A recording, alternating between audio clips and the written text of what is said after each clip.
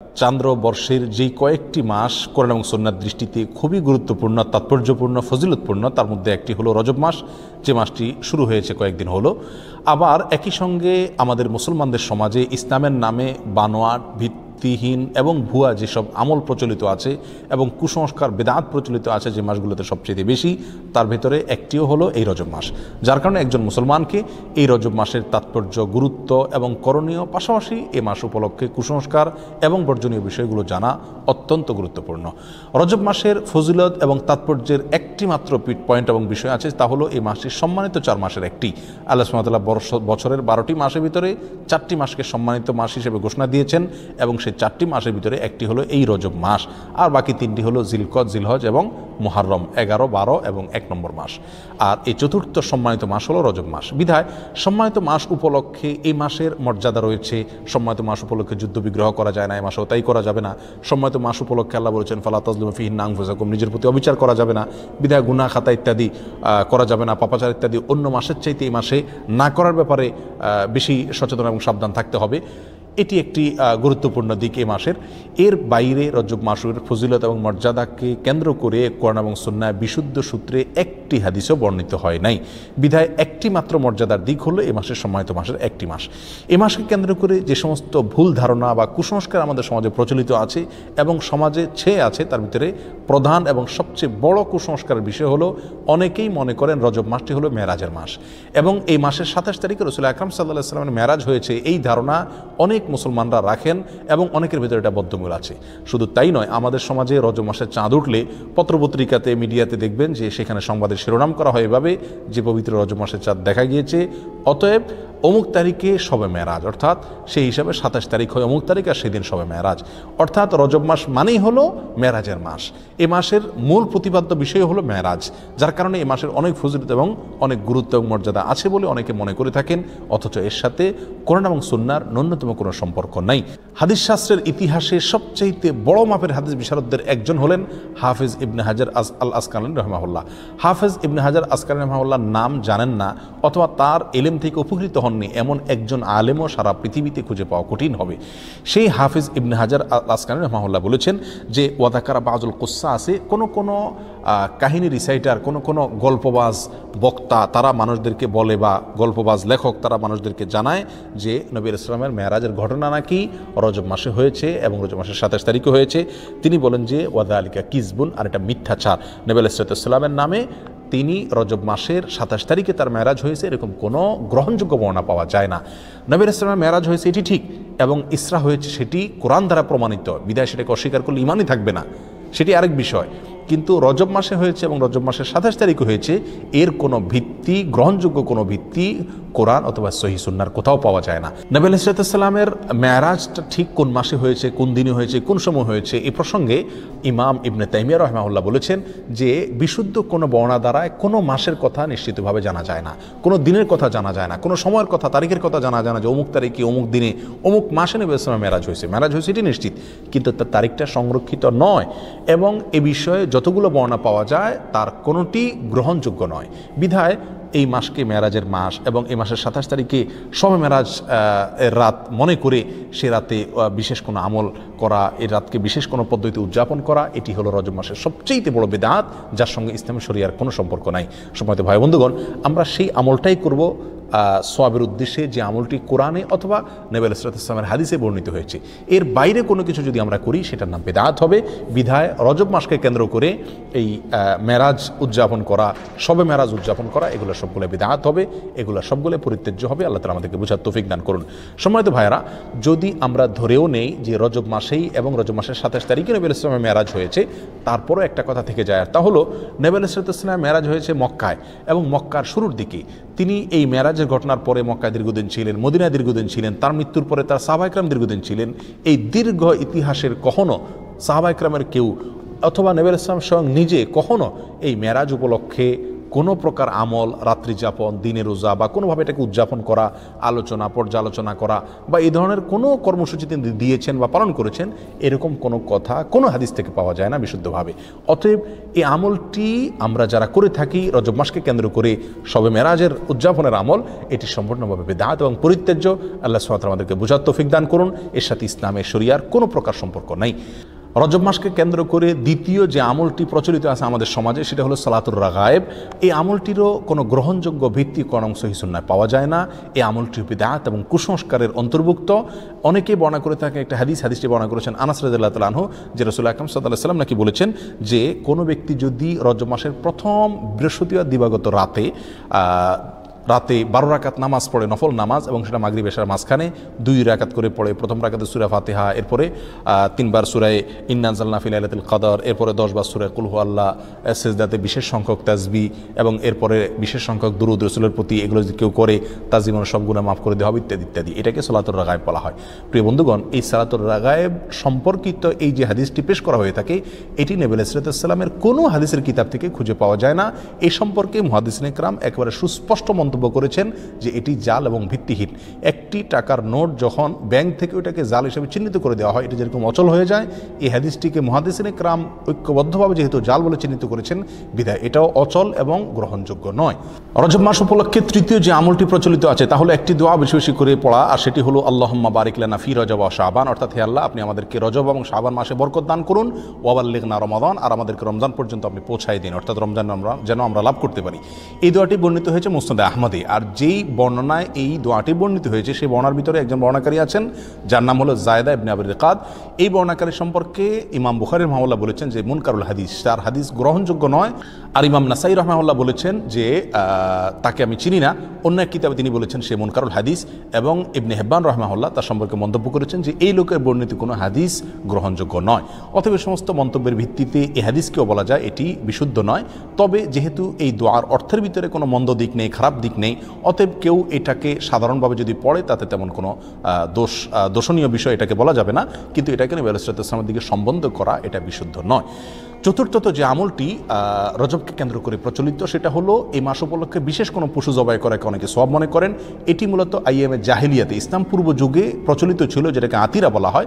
তারা রজব মাসে বিশেষ পশু জবাই করতো, যেমন আমরা কোরবানির মাসে জিলহজ মাসে কোরবানি করে থাকি, এবং এটাকে খুব সওয়াবের কাজ মনে করতো, খুব ভালো কাজ মনে করতো। ইসলাম তাদের সেই প্রথাকে সম্পূর্ণভাবে রহিত করেছে, বিলুপ্ত করেছে। এই সম্পর্কে বহু বিশুদ্ধ হাদিস বর্ণিত আছে। বিধায় রজব মাস উপলক্ষে বিশেষ কোনো পশু জবাই করা এটাকে সওয়াবের কাজ মনে করা যাবে না। অন্য মাসে জবাই করেন সেসব এই মাসেও করেন, সেটা ভিন্ন বিষয়, কিন্তু সওয়াবের অংশ হিসাবে এই মাসে কোনো পশু জবাই করা যাবে না। রজব মাস উপলক্ষে 5 নম্বর যে আমলটি প্রচলিত আছে অথচ তার কোনো গ্রহণযোগ্য ভিত্তি ইসলামী শরীয়তে নাই, তা হলো এ মাসে বেশি বেশি নফল রোজা রাখা এবং ইতিকাফ করা। অনেকেই এটাকে খুব সওয়াবের কাজ মনে করেন যে রজব মাসে বেশি বেশি করে নফল রোজা রাখতে হবে। আর মজার বিষয় হলো বহু হাদিস বর্ণিত আছে এই রজব মাসে নফল রোজা রাখার বিষয়, তার একটিও বিশুদ্ধতার মানদণ্ডে উত্তীর্ণ নয়। একটি মাত্র হাদিস পাওয়া যায় সুনানে আবু দাউদের ভিতরে। এক লোক নবী আলাইহিস সালামের কাছে আসছেন, তার সঙ্গে 1 বছর পরে দেখা করছেন। নবী আলাইহিস সালামকে বললেন, ইয়া রাসূলুল্লাহ, আপনি আমাকে চিনতে পারেননি, আমি তো অমুক। তখন তিনি বললেন, তুমি তো সে মনে হচ্ছে না, অর্থাৎ চেহারা পরিবর্তন হয়ে গেছে তোমার, তুমি এরকম পরিবর্তিত কীভাবে হলে? তখন তিনি বললেন, ইয়া রাসূলুল্লাহ, এই 1 বছরে আমি কখনো দিনের বেলায় খাবার খাইনি, অর্থাৎ আমি রোজা রেখেছি সারা বছর। তখন তিনি বললেন, তুমি নিজেকে এত কষ্ট কেন দিতে গেলে? লোকটি বলে, ইয়া রাসূলুল্লাহ, আমার অনেক শক্তি আছে, আপনি আমাকে নফল রোজার অনুমতি দিন, সুযোগ দিন। তখন নবী ইসলাম বিভিন্ন ফরম্যাটে তাকে রোজা রাখার জন্য বললেন। একটা পর্যায়ে সে বাড়াইতে আরও বাড়াইতে চাইলো, আরও বেশি রোজা রাখতে চাইলো। তখন নবী ইসলাম তাকে বললেন, তুমি সম্মানিত মাসে রাখিও, সম্মানিত মাস চলে গেলে ছেড়ে দিও রোজা, এভাবে করে রাখিও তুমি। অর্থাৎ এই হাদিস থেকে বোঝা যায় রজব মাসে যেহেতু একটা সম্মানিত মাস, সেই হিসাবে এই মাসে রোজা রাখার কথা রাসূল সাল্লাল্লাহু আলাইহি ওয়াসাল্লাম তাকে বলেছেন। এই হাদিসে মূলত তাকে স্পেশালি বলা হয়েছে, এবং সম্মানিত মাস, এটা রজবের সাথে খাস নয়, বিধায় রজব মাসে নফল রোজার বিশেষ কোনো ফজিলত আছে এরকম মনে করাটা বিশুদ্ধ নয়। রজব মাসকে কেন্দ্র করে আরেকটি আমল প্রচলিত আছে, তা হলো ওমরা বেশি বেশি করা। বিশেষ করে সৌদি আরবে প্রচলিত আছে, আর শিয়াদের ভিতরে এটা বেশি প্রচলিত আছে। শিয়ারা গোটা রজব মাসকে কেন্দ্র করেই অনেক আনুষ্ঠানিকতা করে থাকে, যার একটা প্রভাব আমাদের সমাজে পড়েছে, কারণ শিয়াদের অনেক প্রভাব এখন আমাদের সমাজে রয়ে গেছে, যার কারণে রজব মাসকে খুব বেশি ঘটা করে আমরা অনেকেই উদযাপন করে থাকি। তার ভিতরে একটি কাজ অনেকেই করে থাকেন, তা হলো বিশেষভাবে ওমরা। মনে করেন যে রজব মাসে ওমরা করলে বেশি সওয়াব হবে, এবং এটাকে ওমরায়ে রজবিয়া বা রজব মাসের ওমরা বলা হয়। অথচ এই সম্পর্কে নবী আলাইহিস সালাম থেকে বিশুদ্ধ কোনো হাদিস পাওয়া যায় না। একটি হাদিস আছে সহিহ বুখারীতে, আব্দুল্লাহ ইবনে ওমর রাদিয়াল্লাহু আনহু বর্ণনা করেছেন। তিনি বলেছেন নবী আলাইহিস সালাম 4টি ওমরা করেছেন, এবং তার একটি ছিল রজব মাসে। তখন আম্মাজান আয়েশা রাদিয়াল্লাহু তাআলা আনহা তাকে খণ্ডন করে বলেছেন যে নবী আলাইহিস সালামের 4টি ওমরার প্রত্যেকটি ওমরায় তিনি সঙ্গে ছিলেন, তার কোনো ওমরা রজব মাসে ছিল না। অতএব সহিহ বুখারীর এই সুস্পষ্ট হাদিস থেকেও বোঝা গেল রজব মাসে ওমরা করার বিশেষ কোনো ফজিলত নেই। অন্য মাসে কেউ ওমরা করে সেই হিসাবে এই মাসেও করতে পারে, যেমনিভাবে রজব মাসে রোজারও বিশেষ কোনো ফজিলত নেই, কিন্তু অন্য মাসে কেউ 13, 14, 15 চাঁদের এই তারিখগুলোতে অথবা সোম-বৃহস্পতিবার রোজা রাখে, সেই হিসাবে কেউ রোজা যদি রাখে এটা ভিন্ন কথা, কিন্তু রজব হিসাবে যদি কেউ রাখে তাহলে সেটা বিদআত হবে। রজব মাসকে কেন্দ্র করে অনেক জাল এবং ভিত্তিহীন হাদিসে বর্ণিত হয়েছে। তার ভিতরে একটি হলো রজব আল্লাহর মাস, শাবান রাসূলের মাস, আর রমজান হলো তার উম্মতের মাস। এরকম একটা হাদিস অনেকে বর্ণনা করে থাকেন। এই হাদিসকে হাফেজ ইবনে হাজার আসকালানি রাহিমাহুল্লাহ বলেছেন, এই হাদিসে বর্ণনাকারীদের ভিতরে আবু বকর আন-নাক্কাশ নামে একজন বর্ণনাকারী আছেন, যে লোকটি মিথ্যুক এবং রাসূল সাল্লাল্লাহু আলাইহি ওয়াসাল্লাম নামে হাদিস বানানোর ক্ষেত্রে সে বিখ্যাত। আর তার সম্পর্কে অন্যান্য মুহাদ্দিসিন ইকরামের অনেকে আরও অনেক মন্তব্য করেছেন। তার ভিতরে ইমাম সৈয়দ রহমতুল্লাহ আল্লাহ মুসনিদের ভিতরে ইমাম সানানী রাহিমাহুল্লাহ মুজওয়াত নামক কিতাবে তার সম্পর্কে একই মন্তব্য প্রায় করেছেন। বিধায় এটিও জাল এবং ভিত্তিহীন হাদিস।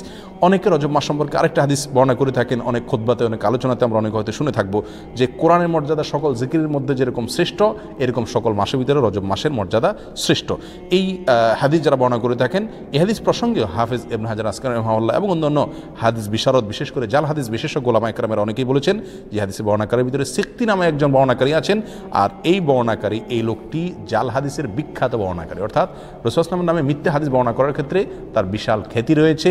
এ সম্পর্কে রিজাল শাস্ত্রে একেবারে চিহ্নিত এই লোক, যার কারণে এই বর্ণনাটাও ভিত্তিহীন, জাল এবং বানোয়াট, ভুয়া রাসূল সাল্লাল্লাহু আলাইহি ওয়াসাল্লামের নামে মিথ্যা হাদিস। রজব মাস সম্পর্কে আরেকটি জাল বা ভিত্তিহীন হাদিস আছে, তা হলো রজব মাসে যে ব্যক্তি 3টি রোজা রাখবে আল্লাহ তাআলা তার আমলনামায় 1 মাস রোজার সওয়াব দিবেন, আর যে ব্যক্তি 60টি রোজা রাখবে আল্লাহ তাআলা তার জন্য জাহান্নামের 60টা দরজা বন্ধ করে দিবেন।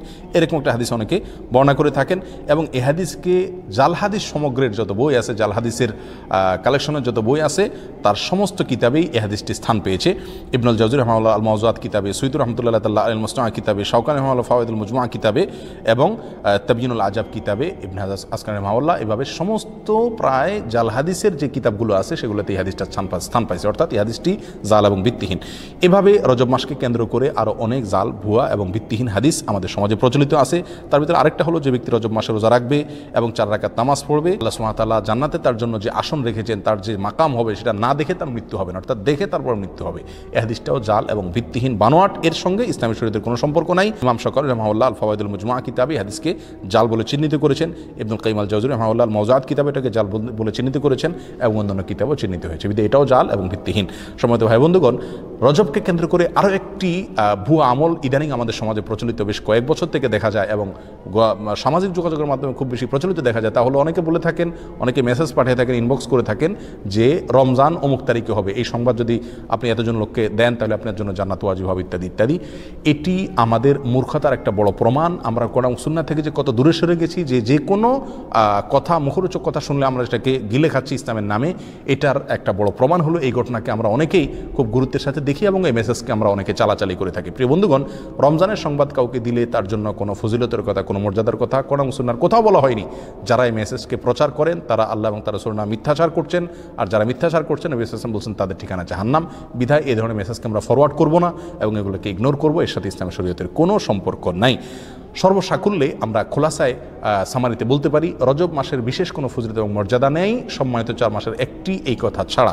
এ মাস উপলক্ষে বিশেষ একটি আমলের কথাও কোরআন এবং সুন্নাহ বর্ণিত হয় নাই, এবং এ মাস উপলক্ষে বিশেষ কোনো রোজা, বিশেষ কোনো উমরা, বিশেষ পদ্ধতিতে সালাত, এমনকি বিশেষ যে আমলটি আমাদের সমাজে সবচেয়ে জলবায়ু প্রচলিত আছে, মেরাজের রাত্রি উদযাপন করা, সে রাত্রে জেগে ইবাদত করা, দিনে রোজা রাখা, এর একটি জিনিসও নবী আলাইহিস সালাম থেকে প্রমাণিত নয়। আর নবী আলাইহিস সালাম থেকে যেটি প্রমাণিত নয়, সেটা দেখতে যতই ভালো দেখা যাক না কেন, তার কোনো সওয়াব আমরা পাবো না। এটা বেদাত হিসাবে গণ্য হবে, আর বেদাতের ঠিকানা জাহান্নাম। আমরা অনেকেই বলে থাকি যে মানুষ এমনি মসজিদে আসে না, নামাজে আসে না, এক উসিলা যদি শবে মেরাজ উপলক্ষে মসজিদে আসে, আপনারা বাধা দিয়ে মসজিদ থেকে বের করে লাভ কি? তারা তো গান গাচ্ছে না, হারাম কাজ করছে না। যে সমস্ত ভাইরা এটা বলেন, 2 কারণে তাদের সঙ্গে আমরা একমত হতে পারবো না। নাম্বার 1, বেদাত কাকে বলা হয়? ভালো কাজ, দেখতে ভালোই মনে হচ্ছে, কিন্তু কোরআন এবং সুন্নাহ এটা করতে বলা হয়নি, এটার নাম বেদাত, আর এই বেদাতের ঠিকানা জাহান্নাম। বিধায় এই কাজটি সেই সংজ্ঞার মানদণ্ডে বেদাতের ভিতরে অন্তর্ভুক্ত হবে। বিধায় এটা করলে সওয়াব হবে না, বরং গুনাহ হবে, যদিও দেখতে ভালো দেখা যাচ্ছে। দ্বিতীয়ত, শবে মেরাজ উপলক্ষে মানুষ আসে, উপলক্ষে সংশোধন হয়ে যাবে, যারা এরকম ধারণা করেন তারা ভুলের স্বর্গে বাস করছেন। কারণ শবে মেরাজ উপলক্ষে মসজিদে এসছেন এবং এই বেদাতি পদ্ধতিতে জিকির ইবাদত বন্দি করছেন, এরপরে সারা জীবনের জন্য সংশোধিত হয়ে সারা বছর মসজিদে আসা ধরছেন, নামাজ পড়ছেন, এরকম একটি লোকও খুঁজে পাওয়া যাবে না। বিধায় এই বেদাত দিয়ে কোনোদিন মানুষের সংশোধন হবে না। এই বেদাতকে আমরা বর্জন করি। সারা দেশে জোরালোভাবে আমাদের সমাজে সবচেয়ে জোরালোভাবে যে কয়েকটি বিদআত প্রচলিত আছে তার ভিতরে একটা হলো এই মেরাজ উদযাপন এবং মেরাজ উপলক্ষে বিশেষ আমল। আল্লাহ সুবহানাহু ওয়া তাআলা আমাদের সকলকে রজব মাসকে কেন্দ্র করে যে সমস্ত বিদআত আছে, কুসংস্কার আছে, এগুলো থেকে বেঁচে থাকার তৌফিক দান করুন।